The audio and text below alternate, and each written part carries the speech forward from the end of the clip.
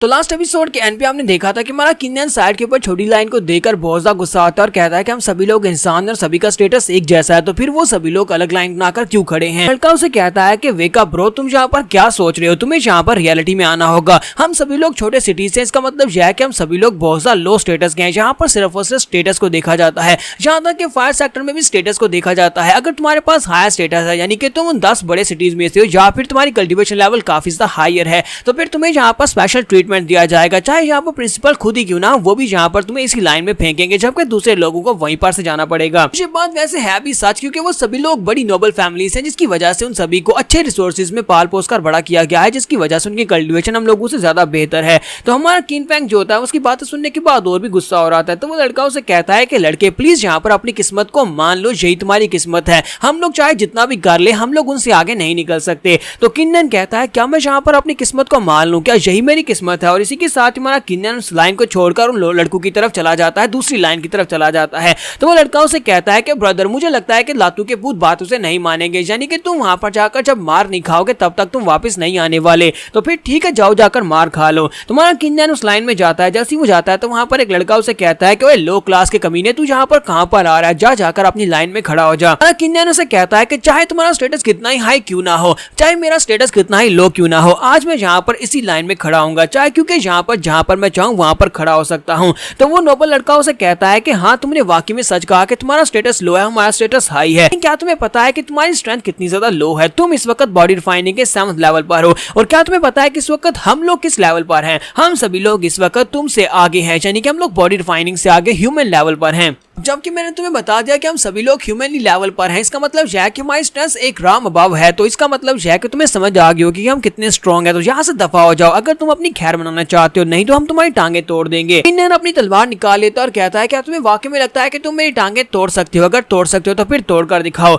जबकि नोबल लड़का भी बहुत ज्यादा गुस्सा हो जाता है और कहता है कि तुमने मुझे यहाँ पर चैलेंज किया है, तो फिर ठीक है, मैं भी यहाँ पर तुम्हारे चैलेंज को एक्सेप्ट करता हूँ। और एक दूसरा नोबल लड़का कहता है कि इस लड़के को जान से मार डालो, ताकि बाकी के सभी कचरों को भी इस बात का अंदाजा हो जाए कि लो लेवल के लोग हमेशा लो लेवल के रहेंगे, इस जैसे गरीब टीचर हमारी लाइन में नहीं आ सकते। दूसरी तरफ के लड़के उसे कहते हैं कि प्लीज यार यहाँ पर वापस आ जाओ, मुश्किल के साथ तुम्हें यहाँ पर फायर सेक्टर में एडमिशन मिला है, अब तुम यहाँ पर से मरना तो नहीं चाहोगे। इसी के साथ ही वहाँ पर एल्डर पहुंच जाते हैं। एल्डर जो कि उनकी रजिस्ट्रेशन कर रहे होते हैं, वहाँ पर आते हैं और कहते हैं कि तुम सभी लोग यहाँ पर क्या कर रहे हो। तो वो हमारे किन्नन से कहता है कि अपना टोकन मुझे दिखाओ। तो किन्नन अपने पास से टोकन निकालता है और टोकन एल्डर को दे देता है। तो एल्डर उसके टोकन को देखते हैं तो उसके ऊपर वेंजियान सिटी लिखा होता है, यानी स्वर्ड सिटी लिखा होता है। तो वो उसके टोकन को देखने के बाद हंसना शुरू कर देते हैं और बाकी के नोबल भी वहां पर हंसना शुरू कर देते हैं। एक मोटू कहता है कि देखो तो जरा, यहाँ पर ये हमारी फर्स्ट क्लास में खड़ा होना चाहता है, जबकि ये 99 सिटीज में से सबसे ज्यादा कमजोर है सिटी से आया है। तो दूसरा भी हंसना शुरू कर देता है और कहता है कि ये बात तो वाकई में यहाँ पर सच साबित होगी कि मेंढक हमेशा ही स्वान के मीट को खाना चाहता है, लेकिन मेंढक चाहे कितना ही बड़ा क्यों ना हो जाए, वो कभी भी स्वान के मीट को नहीं खा सकता। एल्डर हमारे किन्नन के टोकन को ग्राउंड के ऊपर फेंक देते हैं और कहते हैं कि लड़के दफा हो जाओ, उस लाइन में जाकर खड़े हो जाओ जहाँ पर बाकी के सभी लो लेवल के कचरे खड़े हैं। अगर तुमने यहाँ पर और ज्यादा इंसिस्ट किया तो फिर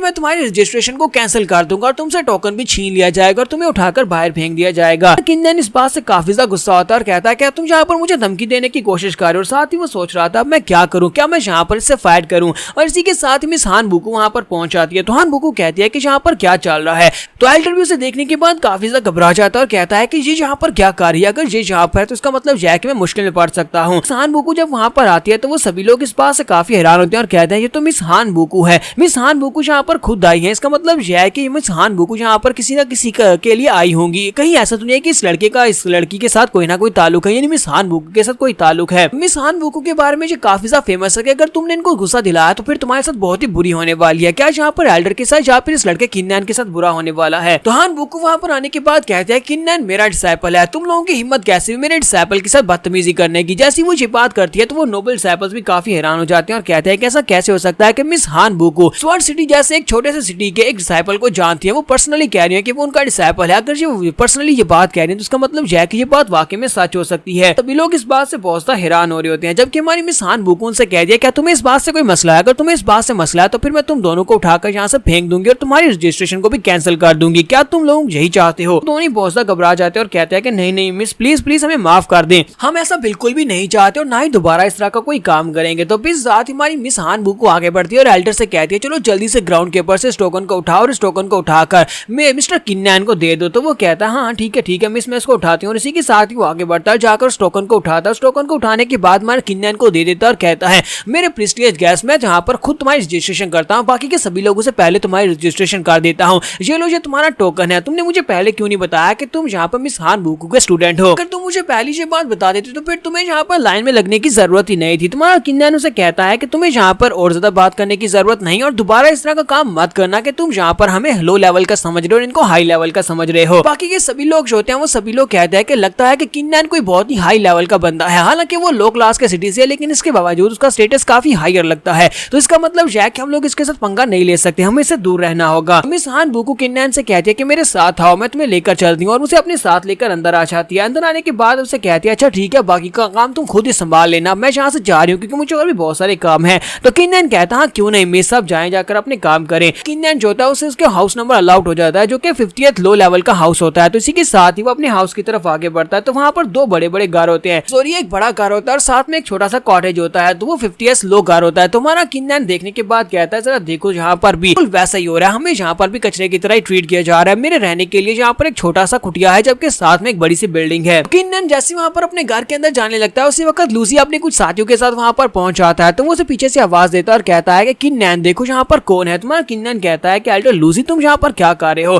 तो एल्डर लूसी उसे कहता है कि मैं तुम्हें ढूंढ रहा था। तो किन्नैन कहता है तुम मुझे क्यों ढूंढ रहे थे? तो वो उसे बताता है कि मैं यहाँ पर तुम्हें दो चॉइसेस देने के लिए आया हूँ। तुमने अभी भी हमारे सेक्टर को ज्वाइन किया तो तुम्हारे लिए पास जानना बहुत ज्यादा जरूरी है कि मैं तुम्हें कौन सी दो चॉइसेस देने के लिए आया हूँ। तुम्हारे पास पहली चॉइस यह है कि तुम मेरे ग्रुप को ज्वाइन कर लो, तुम्हें मेरे किन-कुन ग्रुप को ज्वाइन करना होगा और यही तुम्हारे लिए सबसे बेहतर है कि तुम मेरे ग्रुप को ज्वाइन करो। और दूसरी चॉइस यह है कि अगर तुम मेरे ग्रुप को ज्वाइन नहीं करते तो फिर मेरे लोग जो है वो तुम्हें इन्फिनिट बार यहाँ पर तंग करने वाले हैं, इतनी बार तंग करेंगे कि तुम खुद ही यहाँ पर से डर कर भाग जाओगे या फिर मैं तुम्हें अपने हाथों से मार डालूंगा। मैं उम्मीद करता हूँ कि तुम यहाँ पर पहले ऑप्शन को चूज करोगे, वही तुम्हारे लिए ज्यादा बेहतर रहेगा, मेरे ग्रुप को ज्वाइन कर लो। किन्नैन उसे कहता है कि मैंने यहाँ पर तुम्हें क्या कहा, मेरा तुम्हारे साथ कोई भी झगड़ा नहीं है, फिर तुम यहाँ पर मेरे लिए मुश्किल क्रिएट क्यों कर रहे हो, क्या तुम मेरे खिलाफ हो? तो वो उसे कहता है कि नहीं मैं तुम्हारे खिलाफ नहीं हूँ, बल्कि तुम्हारा टैलेंट बहुत ज्यादा अच्छा है, मैं नहीं चाहता कि तुम किसी दूसरे ग्रुप को ज्वाइन करो। मेरे किन-कुन ग्रुप को अगर ज्वाइन करते तो यही तुम्हारे लिए बेस्ट रहेगा, अगर तुम ज्वाइन नहीं करोगे तो फिर मैं इस बात से बहुत ज्यादा नाखुश होने वाला हूँ। तो किन्नैन उसे कहता है कि अगर मैं यहाँ पर तुम्हें ना कर दूं कि मैं तुम्हारे ग्रुप को ज्वाइन नहीं करूंगा तो फिर तुम यहाँ पर क्या करोगे? उसे कहता है तो फिर मैं यहाँ पर तुम्हें बताऊंगा कि मैं क्या कर सकता हूँ। मुझे लगता है कि तुम ज्यादा से ज्यादा यहाँ पर सिर्फ और सिर्फ 3 दिन ही निकाल पाओगे और 3 दिन के बाद या तो तुम मर जाओगे या फिर तुम यहाँ पर फायर सेक्टर को छोड़कर चले जाओगे। किन्नैन उसे कहता है तो फिर ठीक है, देख लेंगे कि मैं यहाँ पर मरता हूँ या फिर सेक्टर को छोड़कर जाता हूँ। जाने से पहले लूसी उसे कहता है कि प्लीज यहाँ पर थोड़ा सा अपनी कल्टीवेशन को बढ़ा लो क्योंकि तुम इस वक्त बॉडी रिफाइनिंग के 7th लेवल पर हो और तुम्हें मारना मेरे लिए एक चींटी को मसलने के बराबर है,